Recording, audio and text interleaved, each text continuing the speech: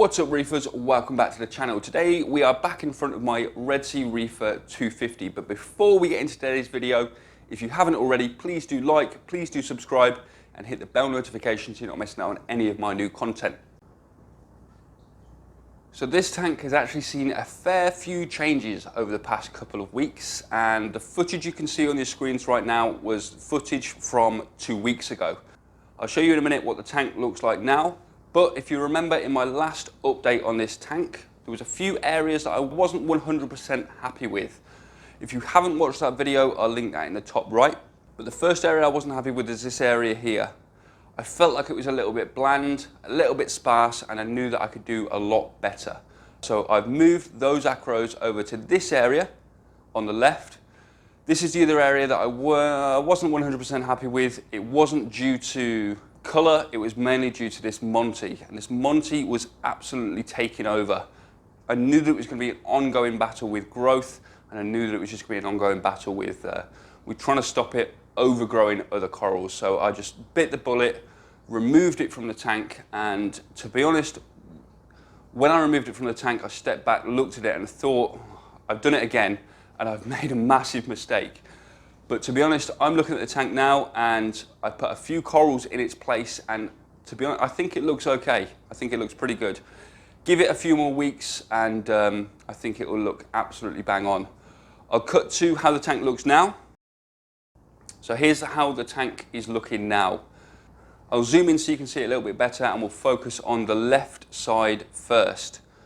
So I did say I was going to move this PC Rainbow over to the right because I felt like it needed a little bit more room to grow, and I knew that the Millipora behind it was going to keep basing out on the rocks and eventually start interfering with this PC Rainbow. So I snapped it off the rock, I extended the rock branch out a little bit more, and I feel like it's got a lot more room to breathe. Above that to the left, we have taken the Sunset Millipora from the right side of the tank and we have moved it up over to here. To the right, just below that, we've added a piece of bubblegum digitata, and that, to be honest, it probably isn't going to stay there.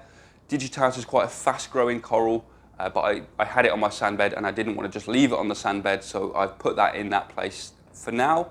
But I'm probably going to replace that with something else. If you've got any suggestions as to what you think I should put there, drop it down in the comments below. That space there is set for an Acropora, so preferably Acropora suggestions. Something that will contrast nicely with the pink Millipora below it, the PC Rainbow to the left, and the Sunset Millipora to the left above it. So something that will contrast nice with that. Pop it down in the comments below and I'll have a look through, and hopefully we can pick something up to replace that Forest Fire digitata. So yeah, overall I'm pretty happy with this. I know that the rocks are very, very white at the moment, but give it a few weeks, that whiteness will settle down, it will cover in coralline algae, and it will look a lot more natural. Having this little area here is pretty good for flow, because I can sort of point the power heads in that direction and give that area a really good, nice, random, powerful flow. And to be honest, the acros, they all look really happy, and I'm really happy with how that looks.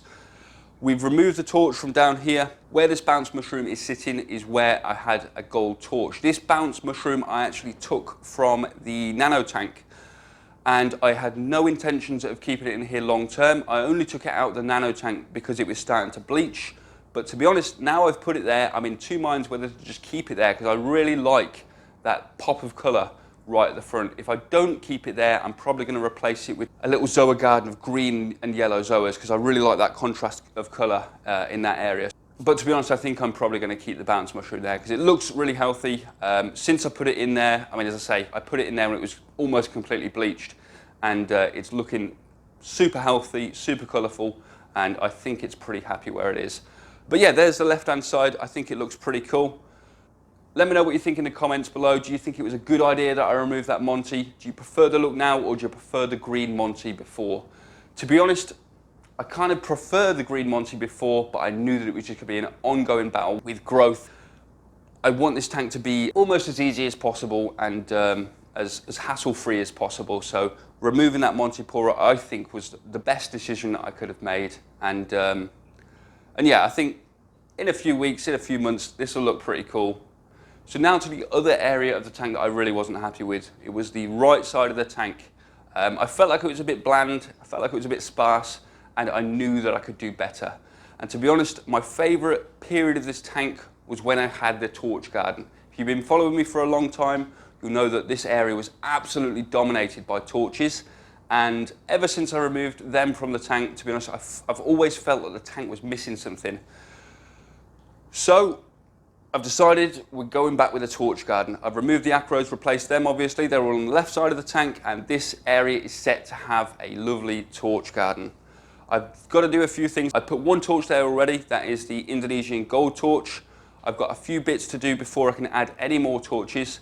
I snapped the branches off this rock work because I didn't want to interfere with the basing out of the acros that were already on there, so I just snapped them off, and I'm going to replace those. What I'm probably going to do is extend these rocks out a little bit, extend these little ledges out a little bit. I'm probably going to put 2 little ledges on this left-hand side and either 1 or 2 ledges on the right-hand side. So I think I can get another 1, 2, 3, 4, 5 torches in there.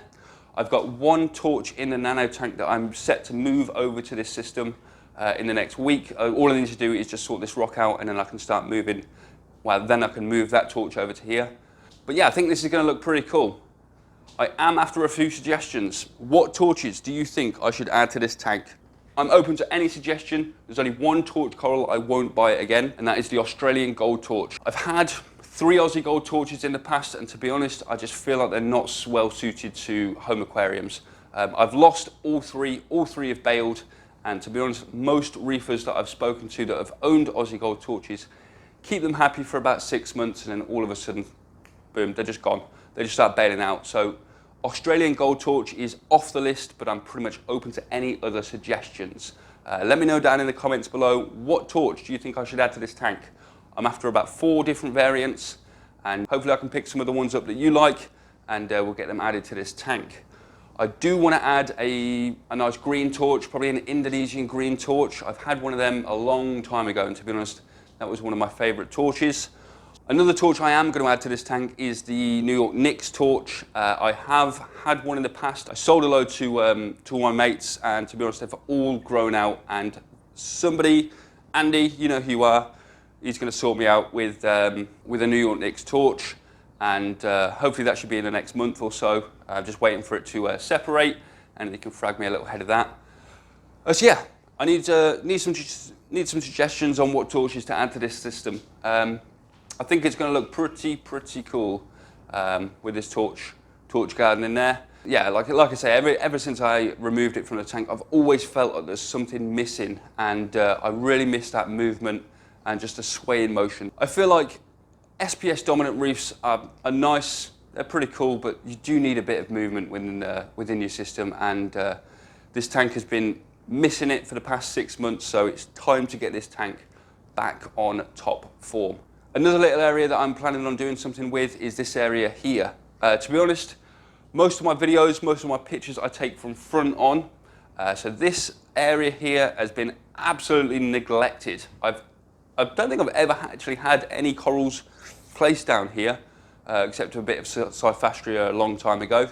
But I'm actually going to do something with this area here, behind this chalice.